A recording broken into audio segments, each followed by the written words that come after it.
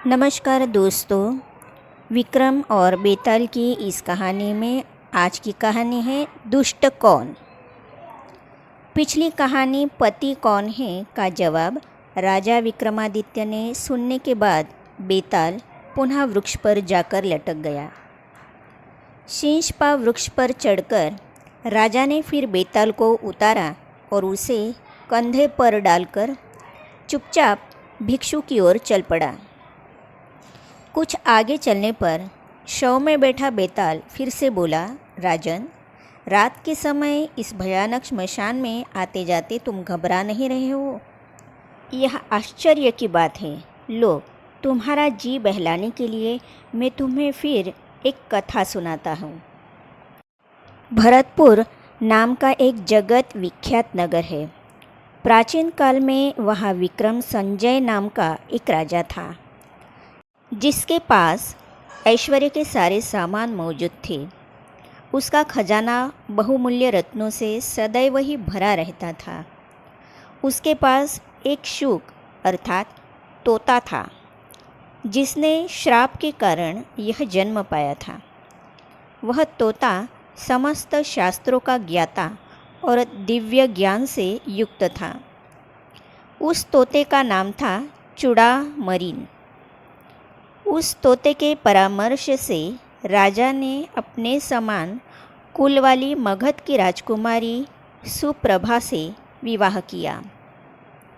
उस राजकुमारी के पास भी सोमा नाम की एक वैसी ही सारिका अर्थात मैना थी, जो समस्त विज्ञानों को जानने वाली थी।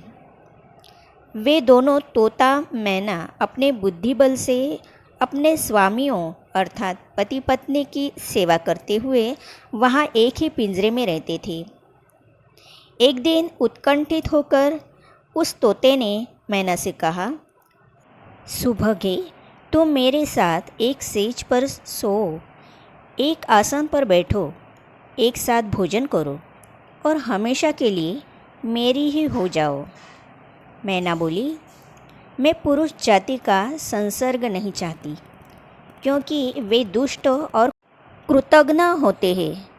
मैना की बात सुनकर तोता बहुत आहत हुआ। उसके स्वाभिमान को ठेस पहुंची। वह बोला, तुम्हारा यह कथन बिल्कुल मिथ्या है। मैना, पुरुष दुष्ट नहीं होते। दुष्टा तो स्त्रियां होती है और वे क्रूर हृदय वाली भी होती है। तोते की बात पर दोनों में झगड़ा पैदा हो गया कि कौन दुष्ट है।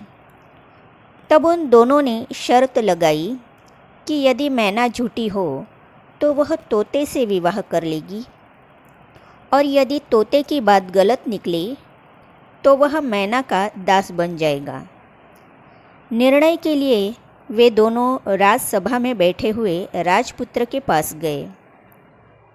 अपने पिता के न्यायालय में बैठे हुए राजपुत्र ने जब उन दोनों के झगड़े का वृत्तांत सुना कि कौन दुष्ट है, तब उसने मैना से कहा, सोमा, पहले तुम यह बतलाओ कि पुरुष किस प्रकार कृतघ्न होते हैं।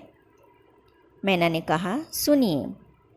अपने पक्ष की पुष्टि के लिए उसने पुरुषों का दोष सिद्ध करने वाली एक कथा सुनाई। सरिता की कथा, पुरुषों का कपट।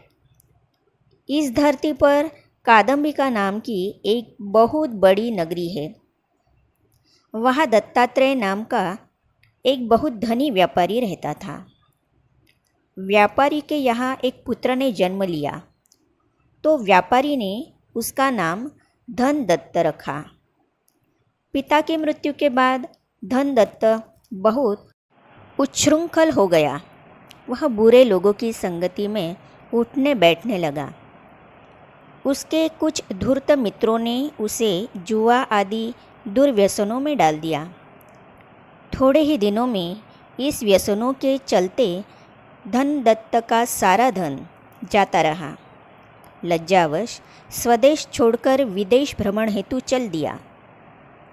चलते चलते वह चंदन नगर नाम के एक गांव में पहुंचा। वहाँ भोजन के निमित्त उसने एक व्यापारी के घर में प्रवेश किया। व्यापारी ने धनदत्त को कुलीन परिवार का समझकर उसका कुल आदि पूछा और फिर आदर सहित अपने घर में ठहरा लिया।